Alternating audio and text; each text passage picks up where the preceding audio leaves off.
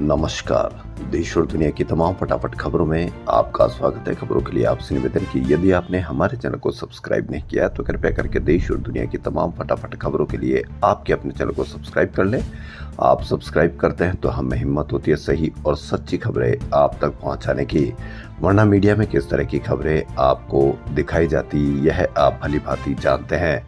तो क्या है आज की बड़ी खबर? जदयू भाजपा 101 सीटों पर लड़ेगी। चिराग को बड़ी कामयाबी, 29 सीटें मिली।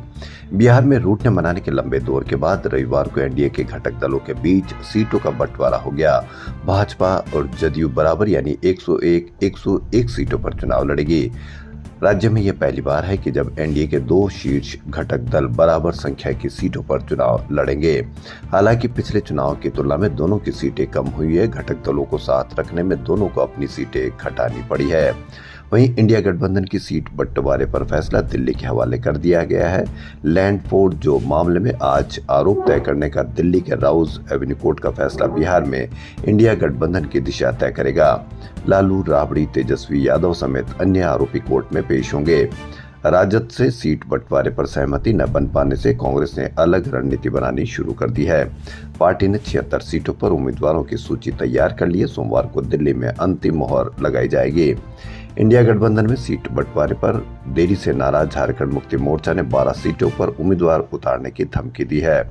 ये खबर आपको मीडिया पर दिखाई जाएगी, कहीं पर भी पुख्ता बयान नहीं दिखाए जाएंगे। और इस तरह से माहौल को किस तरह से बनाने में मीडिया इनकी सहायता करेगा यह आप भली भांति जानते हैं।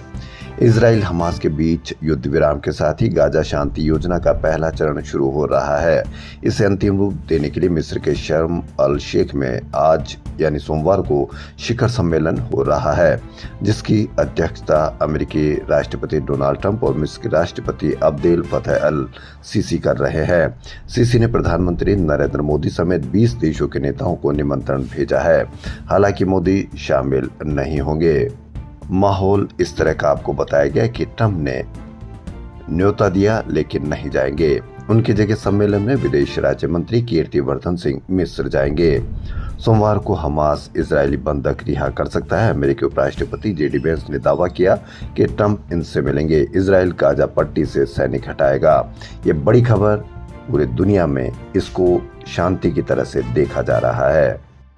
जैसे ही बंगाल की मुख्यमंत्री ममता बनर्जी ने कोई बयान दिया, बयान को मीडिया को लगा कि यह बहुत शानदार काम है। मीडिया ने उसको लपका और पूरे देश के मीडिया पर उस पे चर्चा शुरू हो गई, क्योंकि दुर्गापुर गैंगरेप पर ममता बोली कि लड़कियों को रात में कैंपस से बाहर नहीं जाने देना चाहिए।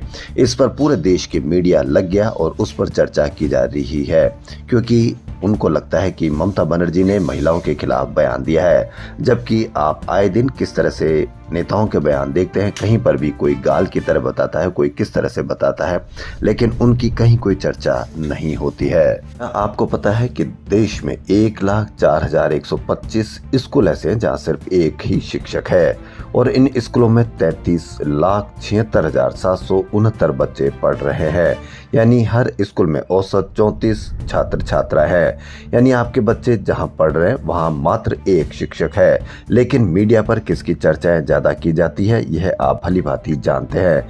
मीडिया पर चर्चा की जाती है कि किसकी खुदाई, किसको कहां देखना है, किसने क्या लिख दिया, किसके कहां नारा लग रहा है। जबकि होना ये चाहिए कि उनसे ज्यादा चर्चा यदि इस बात पर की जाती कि 1,04,125 स्कूल ऐसे जहां मात्र एक ही शिक्षक है।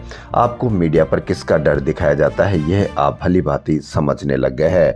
इसके बजाय यदि एक ही शिक्षक की चर्चा की जाती टीवी पर, मीडिया चैनल्स पर, तो आपके बच्चों को टीचर्स ढंग से मिलते। आपका बच्चा यदि शिक्षक की पढ़ाई कर रहा है तो उसको नौकरी मिलती। लेकिन मीडिया को अब इनसे कुछ भी लेना देना नहीं है, क्योंकि आपका बच्चा चाहे एक टीचर्स के माध्यम से पढ़े या आपका बच्चा महंगी शिक्षा पढ़े, उसको कोई फर्क नहीं पड़ता। इसीलिए राहुल गांधी ने कहा कि शिक्षा सबके लिए समान होनी चाहिए, विशेष अधिकार के तहत किसी को शिक्षा नहीं मिलनी चाहिए। तो राहुल गांधी ने कही बड़ी बात। अफगानिस्तान और पाकिस्तान के बीच तनाव एक बार फिर चरम पर पहुंच गया। 11 से 12 अक्टूबर की रात दोनों देशों की सीमा पर भारी गोलीबारी और ड्रोन हमलों से कई सैनिक मारे गए। यह तब हुआ जब तालिबान सरकार के विदेश मंत्री आमिर खान मुत्ताकी भारत दौरे पर हैं। उन्होंने दिल्ली में कहा कि अगर शांति प्रयास असफल हुए तो अफगानिस्तान के पास और भी रास्ते हैं। तनाव की शुरुआत 10 अक्टूबर को काबुल और पक्तिका में हुई एयर स्ट्राइक से हुई, जिसका आरोप अफगानिस्तान ने पाकिस्तान पर लगाया। कर्नाटक के मंत्री प्रियंक खरगे ने मुख्यमंत्री सिद्धारमैया से राज्य भर के सरकारी संस्थानों और सार्वजनिक जगहों पर राष्ट्रीय स्वयंसेवक संघ की सभी गतिविधियों पर रोक लगाने की मांग की है। उन्होंने कहा कि संघ की गतिविधियां देश की एकता और संविधान की भावना के खिलाफ है। प्रियंक ने आरोप लगाया कि संघ की गतिविधियों में बिना पुलिस की अनुमति के डंडों के साथ आक्रामक प्रदर्शन किए जा रहे हैं। इससे बच्चों और युवाओं पर मानसिक रूप से बुरा असर पड़ता है। प्रियंक खरगे ने 4 अक्टूबर को मुख्यमंत्री सिद्धारमैया को एक चिट्ठी लिखी थी, जिसे मुख्यमंत्री कार्यालय ने रविवार को मीडिया से साझा किया। कांग्रेस अध्यक्ष मल्लिकार्जुन खड़गे के बेटे प्रियंक ने आरोप लगाया कि संघ की शाखाओं में बच्चों और युवाओं के मन में नकारात्मक विचार भरे जा रहे हैं। इजराइल और हमास के बीच हुए सीज फायर के बाद गाजा में राहत सामग्री के ट्रक पहुंचना शुरू हो गए हैं। रविवार को दक्षिण गाजा के खान यूनिस में राहत ट्रकों के आते ही हजारों लोग भोजन, पानी और दवाइयां लेने उमड़ पड़े। लगातार बमबारी और नाकेबंदी से गाजा में 2023 के अंत से खाद्य और ईंधन की भारी कमी थी।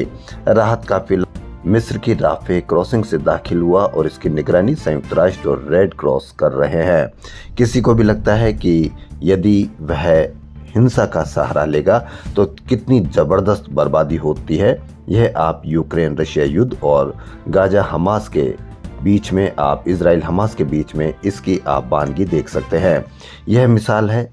यदि इस तरह से अगर कोई फैसला होता तो अहिंसा परमो धर्म होता ही नहीं। इसलिए सारी दुनिया में शांति सबसे बड़ी चीज है, सबसे बड़ी कीमत की वस्तु है। सपा अध्यक्ष अखिलेश यादव ने यूपी के सीएम योगी आदित्यनाथ पर बड़ा हमला किया। अखिलेश ने रविवार को कहा कि योगी उत्तराखंड से हैं और उन्हें वहीं भेजा जाना चाहिए। राम मनोहर लोहिया की पुण्यतिथि पर यादव ने कहा कि भाजपा के आंकड़े फर्जी हैं।